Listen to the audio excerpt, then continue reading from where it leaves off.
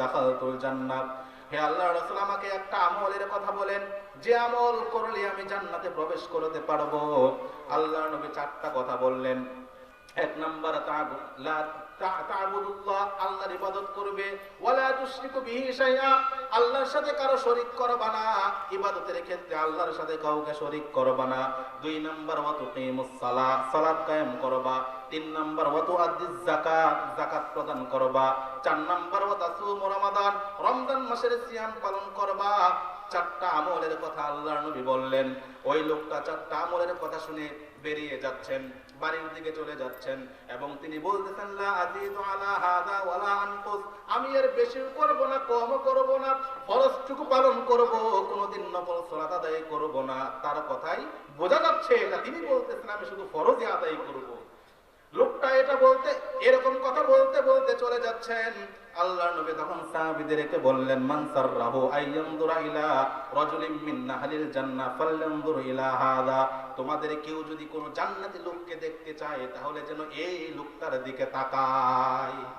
সুবহানাল্লাহ। তার মানে এই লোকটা জান্নাতি, ফরজ পালন করলে জান্নাতি, আল্লাহর ইবাদত করলে জান্নাতি, শিরক না করলে জান্নাতি, শুধুমাত্র ফরজ ইবাদতগুলো পালন করলেই জান্নাতি। এই হাদিসের শিক্ষা কি? গ্রামের একজন মানুষ এসে আল্লাহর নবীকে বলতেছেন আমাকে আমলের কথা বলেন। সাহাবীদের আমলের প্রতি কতটা ঝোঁক ছিল এবার দেখেন। আমাদের কোন মুসল্লি ইমাম সাহেবকে এসে কোনোদিন জিজ্ঞাসা করেন না যে ইমাম সাহেব একটা আমলের কথা আমাকে বলেন যেটা আমি নিয়মিত করব, বা যেটার মাধ্যমে আমি জান্নাতে যাব। এরকম লোক আছে? নাই। ইমাম সাহেবের সাথে পরামর্শ করতে আসেন কিভাবে কি করলে দুনিয়াবি কল্যাণ হবে, দুনিয়াবি ব্যবসা বাণিজ্যের উন্নতি হবে, কিন্তু কি করলে জান্নাত পাওয়া যাবে এমন লোক ইমাম সাহেবকে এমন কোনো প্রশ্ন করেন না।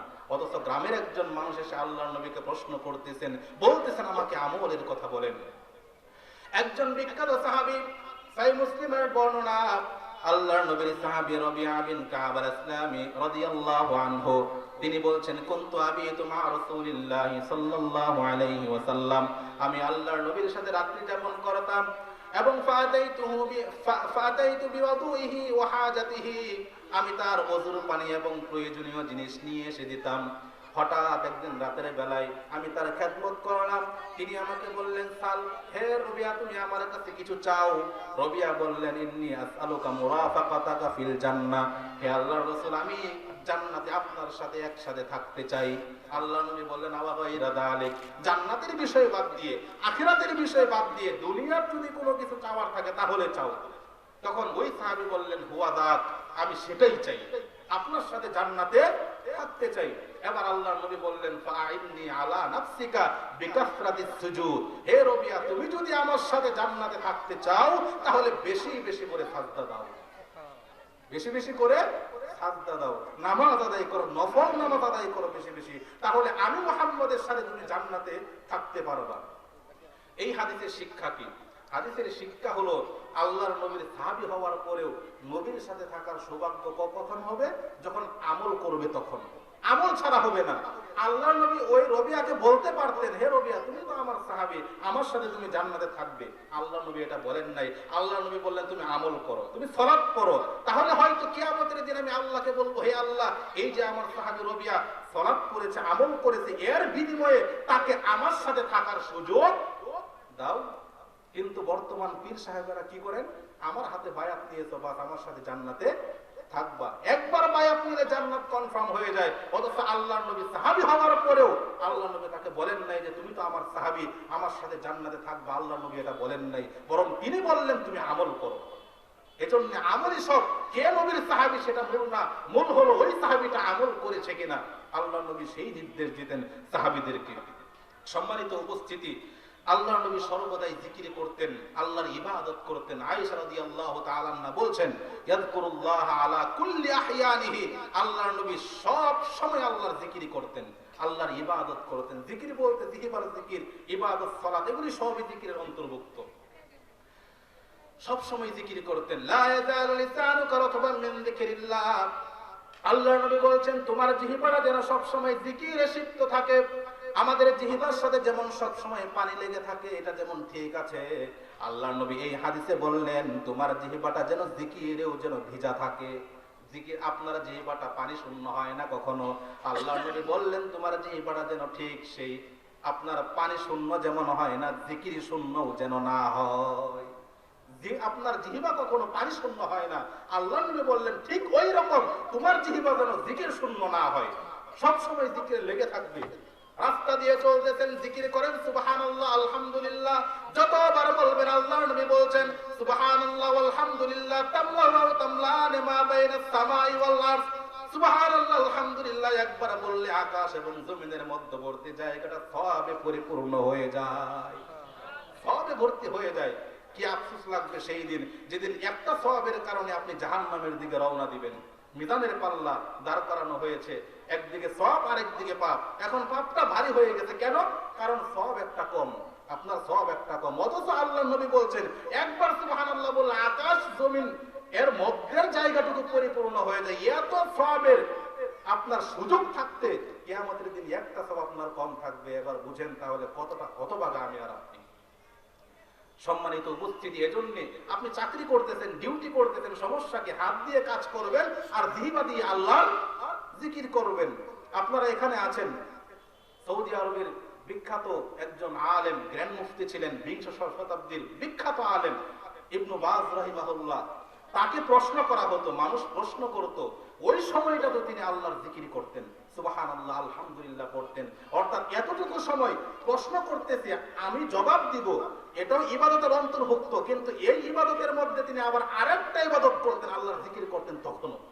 অর্থাৎ 1-2টা সেকেন্ড আপনার জীবন থেকে চলে গেল, তার মানে আপনি 1-2 বার সুবহানাল্লাহ বলতে অপারগ হলেন। কিয়ামতের দিন বুঝবেন যে আপনি কি হারিয়েছেন।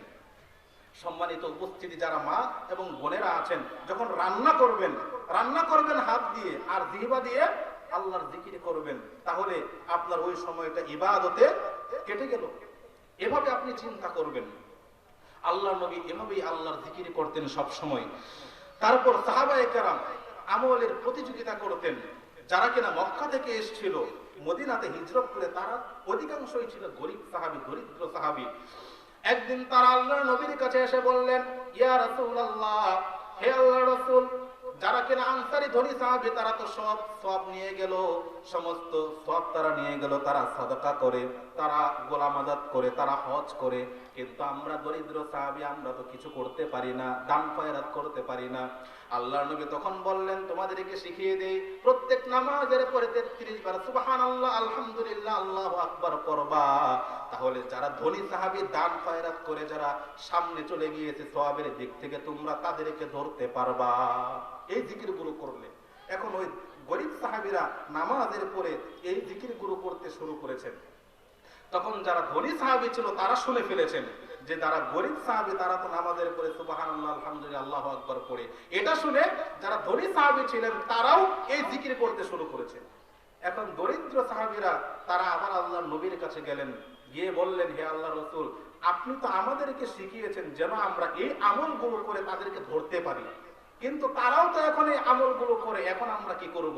আল্লাহর নবী তখন বললেন, যালিকা ফাদলুন ইউতিহিল্লাহু মাইয়াশা, অর্থাৎ ধন সম্পদ যেটা আল্লাহ আনসারী সাহাবীদেরকে দিয়েছেন সেটা আল্লাহর অনুগ্রহ, এখানে আমার কোনো কিছু করার নাই। এই হাদিসের শিক্ষা হলো, দেখুন ধনী গরিব সাহাবীরা তারা প্রতিযোগিতা করতেন, যারা কিনা সওয়াবের দিক থেকে আমাদের সামনে চলে গিয়েছে, আমরা কিভাবে তাদেরকে ধরতে পারবো, এই প্রতিযোগিতা সাহাবীদের মধ্যে ছিল। এই প্রতিযোগিতা সাহাবীদের মধ্যে ছিল, কিন্তু আমাদের মধ্যে নাই। আমাদের মধ্যে আছে দুনিয়াবী প্রতিযোগিতা। তার 3 তলা ফাউন্ডেশন বাড়ি থাকলে আমার 4 তলা করতে হবে। দুনিয়াবী প্রতিযোগিতা আছে, কিন্তু সাহাবীদের মধ্যে ছিল আখিরাতের আমলগত প্রতিযোগিতা। সম্মানিত উপস্থিতি, ওমর রাদিয়াল্লাহু আনহু অর্ধ পৃথিবীর শাসক, জান্নাতি সাহাবী। এক বৈঠকে আল্লাহর নবী 10 জন সাহাবীকে জান্নাতের সুসংবাদ দিয়েছিলেন, যার কারণে আমরা এই 10 জনকে বলি আশারায়ে মুবাশশারা। কিন্তু এই 10 জন ছাড়া আল্লাহর নবী আরো অন্যান্য জায়গায় অন্যান্য সময়ে অন্য সাহাবীদেরকেও জান্নাতের সুসংবাদ দিয়েছেন, কিন্তু একই বৈঠকে 10 জনকে দিয়েছেন, তাই এনারা হলেন প্রসিদ্ধ। তার মধ্যে 2 নম্বর হলেন ওমর রাদিয়াল্লাহু আনহু, নিশ্চিত জান্নাতি, যে বিশ্বাস করবে না সে জাহান্নামী হয়ে যাবে, কারণ এটা আল্লাহর নবীর হাদিস। আল্লাহর নবী বলেছেন ওমর ফিল জান্নাহ, ওমর জান্নাতি। তো ওমর রাদিয়াল্লাহু আনহু জান্নাতি হওয়ার পরেও দেখেন আমলের ব্যাপারে তার কতটা আত্মসমালোচনা ছিল।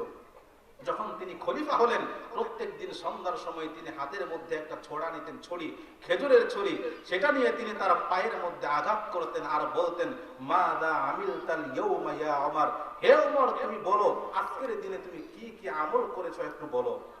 নিজেকে নিজে আপনি প্রশ্ন করবেন যে আজকের 12 ঘন্টার দিনে, রাতের 12 ঘন্টা রাতের সময়টাতে তুমি কি কি করেছো, আমি কি কি করেছি, একটু আপনি আত্মসমালোচনা করেন।